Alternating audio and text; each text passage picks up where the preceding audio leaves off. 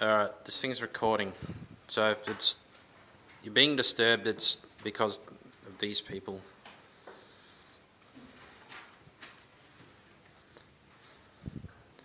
So you can find this picture online on Edmodo right now, but this is for your random chemicals question. So when we're dealing with an aldehyde or a ketone, which is a double bonded O, your aldehyde is going to be a double bonded O, which is on the end. It's a terminal group. So you've got a carbon chain coming off this way and then a terminal double bonded O and a hydrogen. Your ketone actually has carbons out on the left and the right, so it's a double bonded O in the middle. Now the deal is that these things are extremely stable. They do not react. These things aren't. They react. So we do a thing called the Tollens reagent test, and that's using ammoniacal silver nitrate, which if you remember is going to be an Ag+,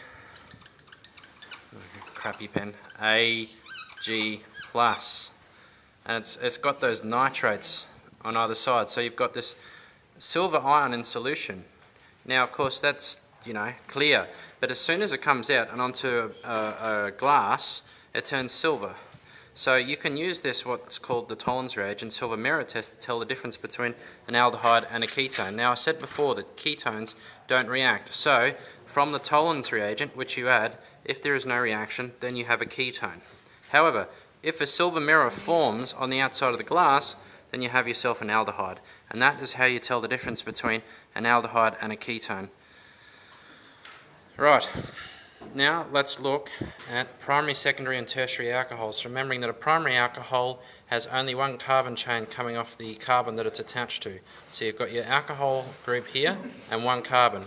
Secondary alcohols will have your alcohol group here and two carbon chains coming off.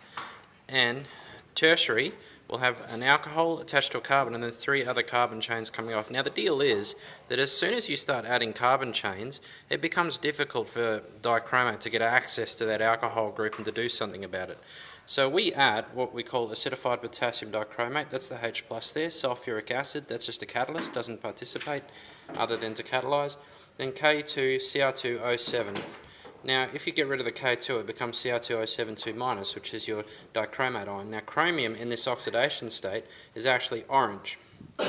Now, when you add it to a primary alcohol, which will become a aldehyde and then a ketone, so it goes through a two-step oxidation process from primary alcohol to aldehyde and then to ketone, you're going to get a grey, bluey colour as the dichromate breaks down through its process of oxidising the alcohol. So you know you've got a primary, and here with a secondary it'll go from this secondary alcohol here to a ketone, but it won't go through all the way through to carboxylic acid.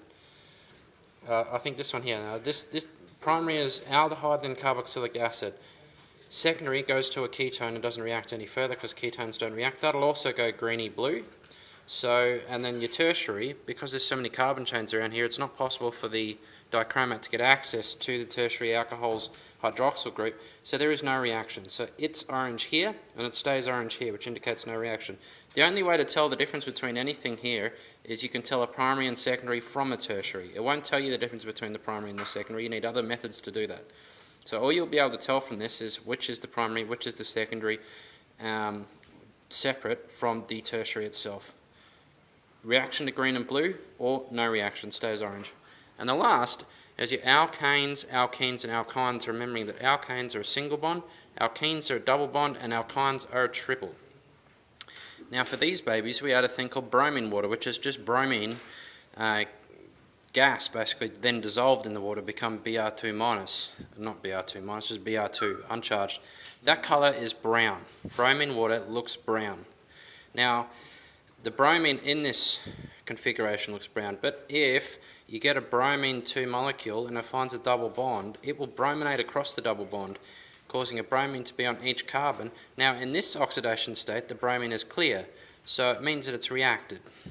The same will happen with the triple bond, but if you've got a triple bond, you've got another one there, then you'll have two more bromines attached to either carbon, and they'll go here, here, here and here. Now in the case of a primary 1, 2 or 3 bonds, alkane, alkene, alkynes, with your alkanes, they're already saturated with hydrogen, so there's nowhere for the bromine to attach. So there will be no reaction, and that's how you know you've got an alkane, because it's brown. For an alkene, you've got the bromines coming in and attaching either side of that double bond, going from brown to clear. So then you know you've got an alkene. An alkyne will also attach either side, only you're going to have 2 bromines on this carbon and 2 on this carbon, so 2 Br2 molecules will react, and that will also go clear. So if your solutions go clear, then you know you've got an alkene or an alkyne. Now, unlike over here, where you can't tell the difference between a primary and a secondary alcohol, over here you can tell the difference between 2 and 3 bonds, because this one will take twice the amount of bromine than this one will, simply because it's got that extra double bond. So you can actually, by knowing the concentration of the bromine in the water, determine by way of titration what you got. But in essence, the most important thing that you remember is that if you add bromine water to any of these, it will react with this one, and they will go clear, but this one will stay brown.